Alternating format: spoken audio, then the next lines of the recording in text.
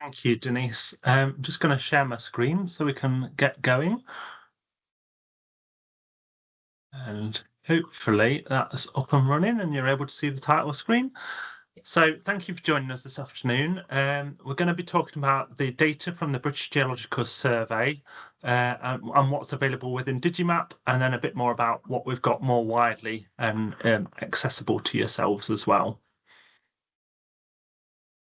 A bit of an introduction to the contents of the presentation. We're going to quickly introduce who we are, have a look at some of the BGS data within Digimap and how to access it. Then we'll go on to talk about some of our baseline geology data. Following that, talking about our derived BGS data products, and then we'll be rounding up with some additional resources from BGS outside the ADINA platform. So we'll just go on to who we are, and I'll pass over to Helen initially to introduce herself. Thanks, everyone, and great to see you all today. And thanks for everybody who's listening to this afterwards. I work at BGS and I'm as a survey geologist and 3D modeler, and I'm a products champion for our geology and engineering projects. And my role enables me to see the collection of data that goes into creating geological maps by actually walking the ground, and then seeing the process right through to publication and creating our products, which are going to show this afternoon. I'm Henry Holbrook. I'm the data sharing manager at BGS. I'm responsible for ensuring that data and data products are approved, released, put out the door, and basically are fit for purpose. And we also look at things such as how we're actually going to deliver it. So whether that's via a map platform, whether it's GIS data, and the license type that it's delivered under. So we release stuff as paid for licensed data sets as well as open data as well. I'm also a volunteer at the British Cartographic Society. My background's in cartography, and I know ADINA have been very active with some of the recent conferences with the BCS, so that's a nice tie-in as well. So just going on to understanding about the needs of the data that we produce. When we create data products, we really need to have good understanding of the data requirements from our stakeholders. We have many different industries that use our data, and they all have very different needs. And when we design our data, we have to think about how they might be used within these different sectors. There might be one sector that has very specific requirements that is completely different to another sector. And so our data products are designed accordingly. We deliver to a vast range of stakeholders, including UK government, academic researchers such as yourselves, the private sector, the general public, so people who perhaps don't have specialist knowledge about any of our data and what it shows. We have to think about how we design it accordingly. Resellers of BGS data, so we have to think about how they may want to utilize it within their data products themselves. And industries such as insurance, for example, as well. So a bit about BGS data within Digimap. Hopefully you've had a chance to look at it, but there is a range of BGS data that is already available within Digimap. Helen's going to talk you through some of the BGS Geology datasets, which we have at various scales. We also have BGS Marine Geology as well within Digimap. Both the marine and the onshore geology have undergone some very recent updates, which we're going to explain to you as well. We have hydrogeological data available within the platform, as well as data that looks at the more close to the surface, such as the parent material model as well. We do produce hazard data. One of the examples within Digimap is the radon potential dataset. And we have some data that is download only within Digimap, such as superficial deposit thickness model, a suite of data known as GeoCoast, the onshore boreholes index known as SOBI, and the lexicon of named rock units as well. So we're just going to move on to viewing and accessing BGS data via Digimap. I'll keep this quite brief because I know Denise is going to cover this, and you probably already know about accessing some of this anyway. We have the Geology Digimap platform, where you can basically view any of this data within the platform. As you zoom in and out, you'll see the different scales of geology data that become active. And it is a case of you are able to click on any of the polygons and it gives you information about that rock type that is present at that location. As you can see on screen, it gives you a bit of information about the attributes of that rock type and links to the BGS website where you can find out more about the rock as well that is present. The different themes are available within the platform as well. So as you click on the polygons, it will tell you what is present at that particular location. So it's a good way of overviewing what data is available. There is also the Digimap web map services. So if you want to utilize the data within your own GIS platform, this is the ideal way to do it. This is a screenshot from within ArcGIS, which I took, and it shows how you can actually interact with the data. So if you've got other data sets that you're wanting to use as well, you perhaps want to do a bit of analysis against it, this is a really good and quick way of actually doing that. For more site-specific areas, you'll be able to download data as well. And the benefit of that is that you can perform spatial analysis on the data itself. So like I say, if you're working with lots of other different data sets and you're actually wanting to create something of your own, actually being able to integrate with the data is really of benefit as well. And you'll have access to all of the attributes that are contained within the data set too, as is shown in this screenshot here. So we'll move on to talk a bit about baseline geology, and I'll pass over to Helen to pick this up. Thanks, Henry. So our geology data is available in a range of different scales, suitable for working at different scales as well. So the first one we have is 65,000 scale, which is basically national scale. Then we go a little bit more detailed to the 1 to 250,000 scale. We have the 50,000 scale, which is the one that's most widely used and you'll probably interact with the most. And then we have BGS Geology at 10 and 25,000 scale, which is our most detailed mapping available. With BGS Geology is available in a number of different themes. So we have the bedrock theme to start with, and then we have the superficial deposits.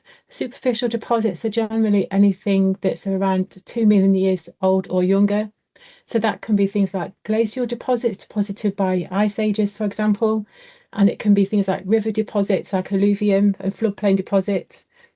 We have a linear layer, so that includes things like geological faults, for example, or fold axes.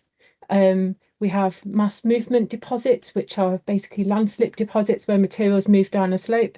And we have artificially modified ground. So that will include things like pits and quarries or road embankments and cuttings where the human interaction has changed the shape of the land surface. So I'll just go through these in a little bit more detail. Starting with the 65K scale. So this one is available nationally, as you can see by the overview map there. The themes available in this layer are bedrock, linear features, and we have superficial deposits. And because of the quite broad scale of this, then some of the geological units will be grouped together into groups, for example, rather than split into more detailed formations that make up those groups that you would find in the 50,000 scale. So this is more for national and regional analysis. And you can find out more information about this on the BGS web pages at the link there on the slide.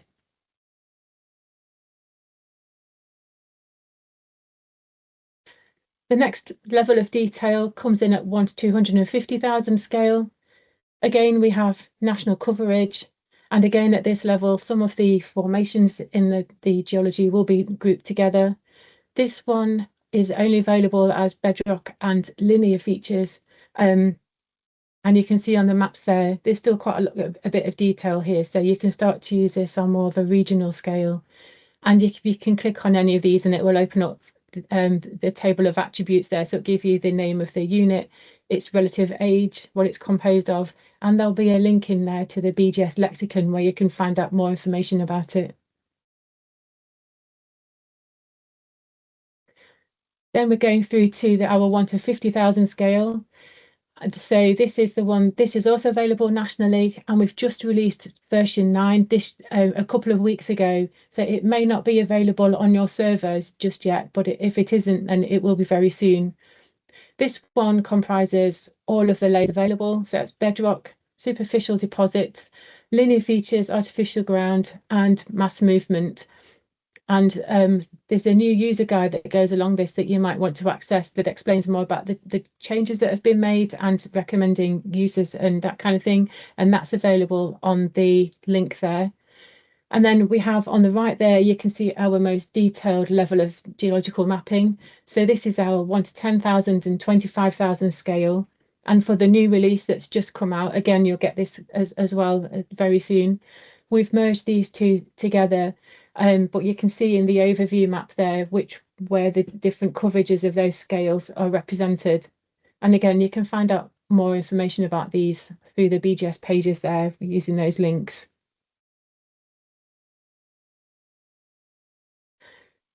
So with our new recent update, I can tell you what's new. So we've got some new coverage that I can show you in these overview maps, starting with the bedrock. So those areas that are highlighted in purple show where we've got new bedrock mapping. And the same with the superficial, where we've got those areas highlighted in blue. That's where we've put new superficial mapping into 1 to 50,000 scale.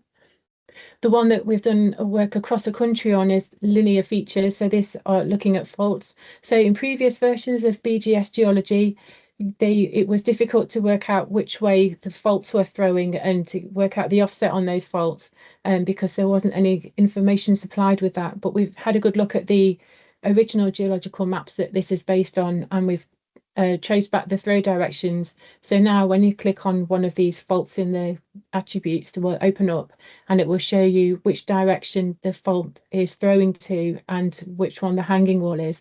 So that could be quite useful for structural analysis and determining which way the fault blocks are stepping down. You can see the updates to our artificial ground layer for those blue areas. And again, we've also got some new mapping that's gone into our mass movement layer with this as well. And again, there's a user guide that provides more information about this data set available at the link there. So I'm going to hand back over to Henry now, and he's going to talk about some of our geological information that's available offshore. Yeah, thank you, Helen. So within Digimap, I know the onshore and offshore data is all shown together, but in actual fact at BGS, we actually treat them as separate data sets, which might explain some of the differences that you see when you're looking at the geology data within Digimap. So within the Digimap platform, you have access to the geology offshore data at 1 to 250,000 scale, and that includes offshore bedrock, seabed sediments, and hard substrate.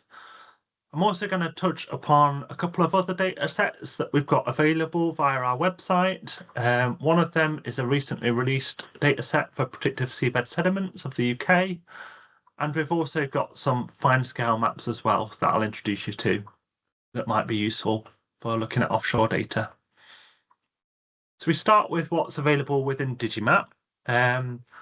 We have the marine bedrock data. This is used to determine seafloor and bedrock conditions for marine infrastructure.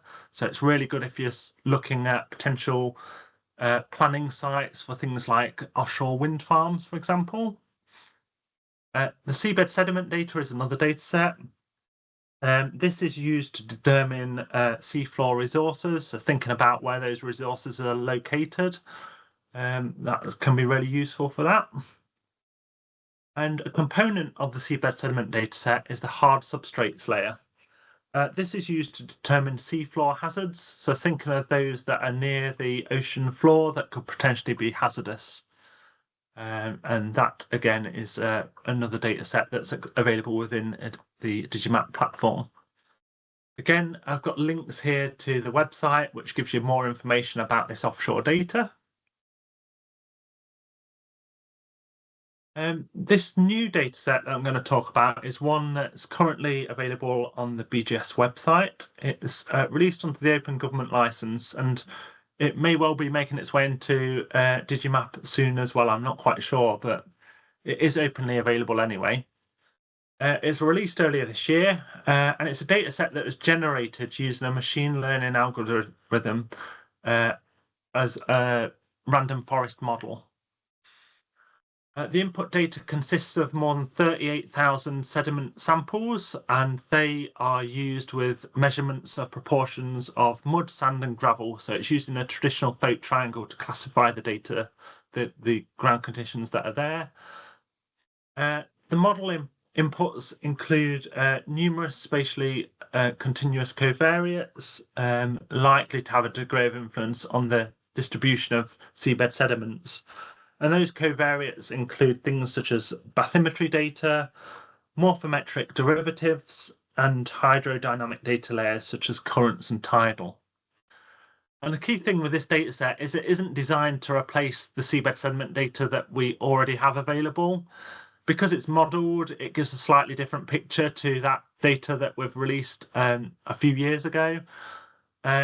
So it is a good data set to compare and to contrast with what we've previously surveyed and what this model is actually producing as well. So if you are looking at seabed sediments, I definitely recommend you look at both data sets to see which is most useful for your research. Another data set that we're releasing as a view-only service on our BGS website through the GeoIndex is the fine-scale maps. These are offshore areas ranging in scale from between 1 to 10 to 1 to 50,000 scale. They haven't been produced for full offshore coverage of the UK, but they've been produced for specific research areas. These include Anglesey, Yorkshire, Dorset coast, and the Bristol Channel. The little inset map on the left-hand side there, showing the blue area, is the extent of the Dorset Channel area. This one has just recently been updated to include a bigger area coverage. And within this suite of data, the sorts of things that are covered are the substrate geology, so the distribution of bedrock and superficial geology units interpreted within the top sort of 1 metre below seabed is what's available within the data. There's structural geology, so looking at things such as the faults and the folds as well, which are observed at Rockhead. And the seabed geomorphology, so looking at those sort of characteristics of the seabed as well. And like I say, they're all free to view via our website, and this link will take you to that page where you can look at the data. The images on the right-hand side show what it looks like within the GeoIndex, and you can see the sorts of level of detail that are captured within that attribute table as well. So again, if you are looking at offshore data, really good to have a look at these, especially if any of the areas are covered by these fine scale maps, and these are being added to over time. So there will be more coming along soon as well. So that's our baseline geology. We're just going to move on to talk about our derived BGS data products and how they come about, how we create them. When we're creating data products, we always try and build them to try and answer specific stakeholder questions.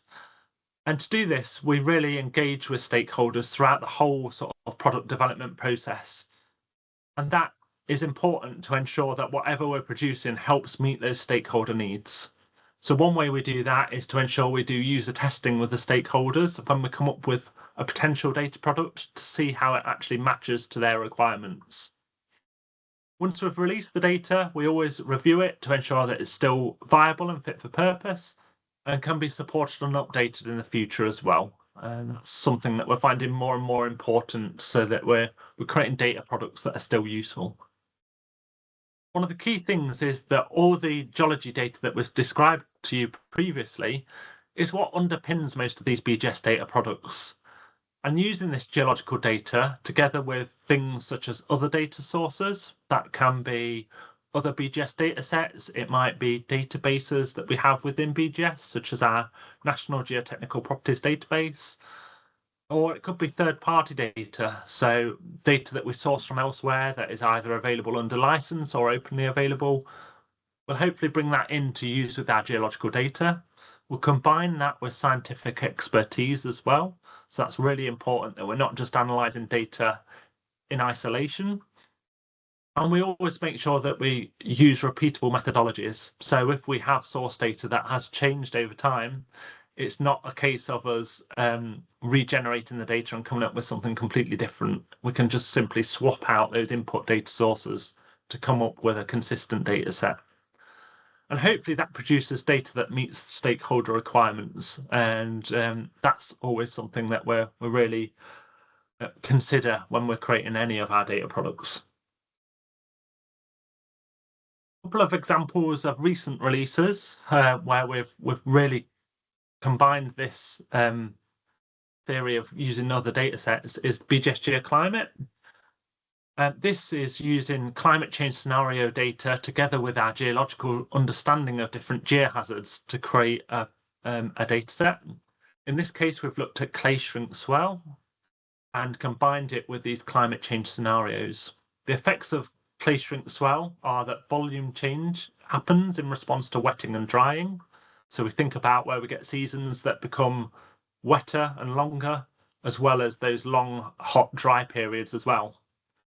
The likely effects are ground heaves and subsides with clay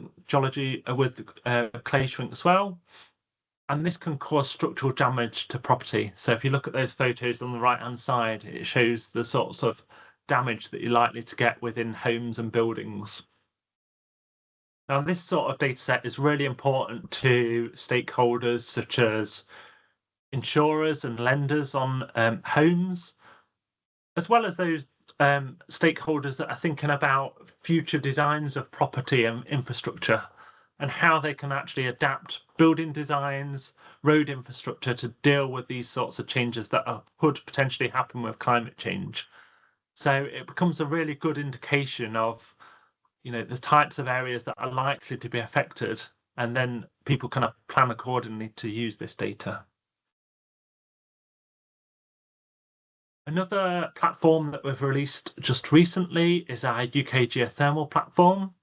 We've worked with partners to make existing data accessible and develop additional data resources to help with energy requirements and developments in technology. So the one that I'm showing here is how we've used the Geothermal Platform to basically create a screening tool to look at different ground source heat pump potential within different areas, looking at closed loop and open loop systems. And the portal really gives that screening layer of, is a area likely to be suitable for that technology or not? And it just gives an indication related to the geology as to whether or not it's going to be applicable for these different technologies going forwards. The geothermal platform is one that we're building upon, so there's going to be lots more data that we make available via this platform, and that's really one of the things that we want to support, where we can make data available. We try to do so in platforms such as this. And over to Helen to talk about a couple of our other data sets that are derived data products. Thanks, Henry. So I'm just going to tell you a few words about GeoCoast to start with. So this is a national data set that shows the vulnerability of the coastline to erosion. BGS Geology is a big part of this because we're taking into account the composition of the coastline, and the most vulnerable areas are those that are made up of softer sediments, for example. So this is looking at the potential for the coastal retreat through erosion processes. And this can be linked with climate as well. In fact, that's something that we're looking at, linking this with climate information so that we can start to look at the effects of potential sea level rise and how this might affect coastal vulnerability. So this is a data set that might be considered along with the offshore geological mapping, where you're looking at, you might want to think about where a wind farm is installed and then combine that with, say, for the seabed information, and then combine that with GeoCoast to look at where the infrastructure will come onshore, or the cables will come onshore to connect up to the power grid. So you could use this in tandem with the offshore data, and then you can start to link the two. And it's also quite a useful data set for coastal planners, for example, who manage the coastline. Then the next data set that you might be interested in is relating to geology and health, which is radon. Radon is a radioactive gas which is colourless and odourless, so you need specialist equipment to be able to detect it. BGS co-produces this radon map that you can see on the right here, and this is based on relating radon readings in people's homes to the underlying geology and mapping out the correlation between the two. And you can see on the map there that some areas are a lot more affected than others. In those areas that are affected, there's a legislation where people have to install protective measures to ensure that they don't get affected by radon, such as ventilation or the different levels depending on the level of readings that have been found. So this is quite a good one for geology and health, and you can find out more information about it on the link there as well. We also have groundwater data. So one of them is permeability. This is available at 1 to 50,000 scale. And again, it's a national data set. So the definition of permeability is the capacity of a rock to transmit water. And we give ratings, a maximum, a minimum rating. So that takes into account mixed lithologies that might make up the material. So for example, an interbedded sandstone or mudstone will have very different permeability ratings, and hence the maximum and minimum to account for different properties that those materials might have within the same geological unit. And we also provide information on the type of flow that occurs through the rock or the sediment. And that can be things like fracture flow, for example, or connected pore spaces where the water can percolate through. We also provide hydrogeology data. And this is a geological map that shows the groundwater potential, and it highlights the aquifer types that are found in the bedrock units, and it gives a summary of the hydrogeological properties. So again, the flow type actually comes into here as well. So whether the flow type is based on fractures or that kind of thing, and it classifies the rocks according to how much of an aquifer they are. So I'm now going to hand back to Henry, and we're going to cover, oh, sorry, no, we're not. We've got some information on soils as well. So we have the BGS soils information. This is another UK-wide data set, and this covers the soil texture, the soil chemistry, and it can be used by industries such as the agriculture industry to think about which crops might go best in which areas, and it can be used for habitat analysis, for example. So you can start to look where, I don't know, particular plants might need acid soil, for example. So you can start to use that data set for those reasons. And we also have the superficial deposit thickness model. This is derived from BGS Geology and borehole data. And this is gives an indication to the depth to geological rockhead. And you can see there's quite a vast range of thicknesses there in that map there. So the white areas are where there are no superficial deposits present at all. And then the darker red areas are where it's much thicker. So this can be used to identify areas such as buried valleys, which is another data set that we have, but really thick superficial deposits that overlie the bedrock.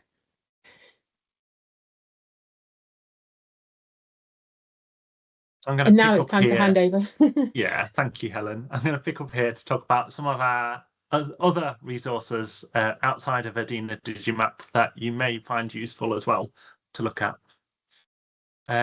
First one really is BGS GeoIndex, which I've mentioned.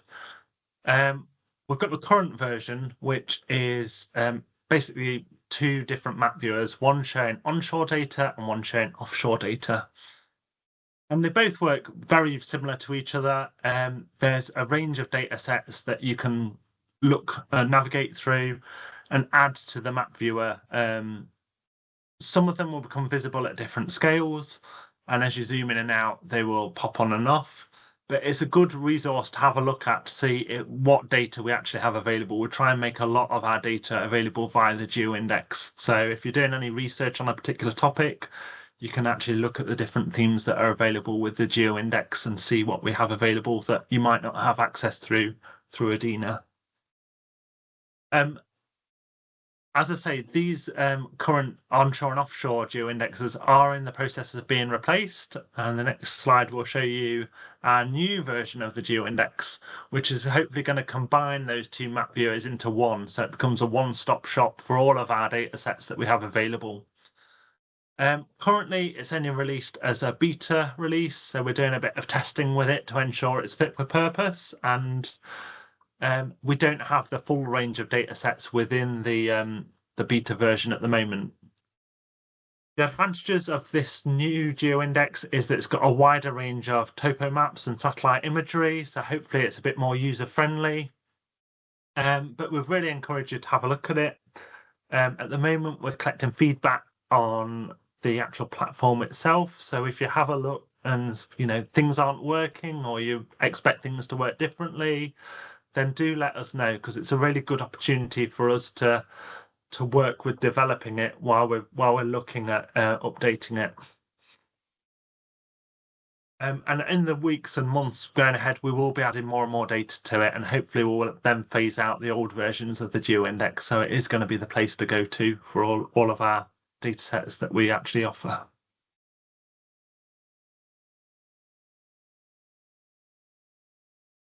So one of the things that you can access on the GeoIndex on the onshore version is borehole scans. So these are really useful if you're looking at a particular site and you want more information on a much more local scale, then it's worth having a look at the borehole records. This is a map of Edinburgh, which you can see has got thousands of boreholes in the area. Each borehole, each dot in that map there represents a different borehole, and they're color coded according to the drill depth. So those that are the red ones are more than 30 meters deep. The blue ones are 10 to 30 meters, and the green ones are up to 10 meters. Unfortunately, we do have some confidential records that you can see there, but the vast majority of them are freely available to have a look at. And once you click on one of those, it opens up the scan that you can see here. They do vary in quality because they've been collected over hundreds of years, but this is a modern one with really nice descriptions on what the geological units look like and what they're composed of. And we use boreholes that in our 3D modelling as well. And we have a number of urban 3D models on the GeoIndex that you can go and look at if you want to. And so we've got them for Glasgow, London, and Liverpool at the moment, and hopefully we'll be adding some more of those as well.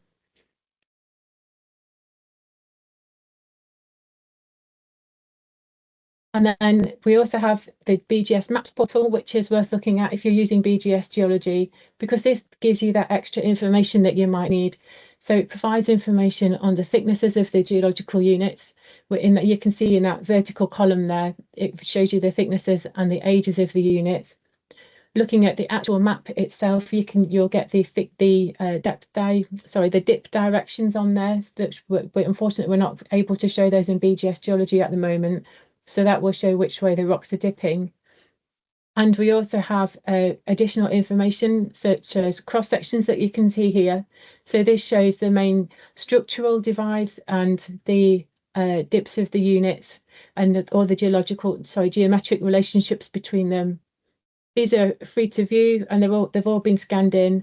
And we've also got geophysical maps, geochemical maps, hydrogeology maps, and we have maps at different scales. We've got 1 to 10,000 scale and 1 to 50,000 scale maps available. So there's a lot of detail in there to be able to look at. And the link to the Maps portal is on the bottom of the screen there. So that's everything we wanted to show you today. I hope that's been a good overview of the data that BGS provides, and there's a lot more information available on the website as well as supporting ADINA. If you want to get in touch with Henry or myself, our email addresses are on the screen there. Or if you have any licensing inquiries, or a lot of this information is available to get hold of through an academic license, for example, then it's worth contacting our digital data team, and they'll be able to help you further. So thanks everybody for joining us. We're happy to take any questions if you have them.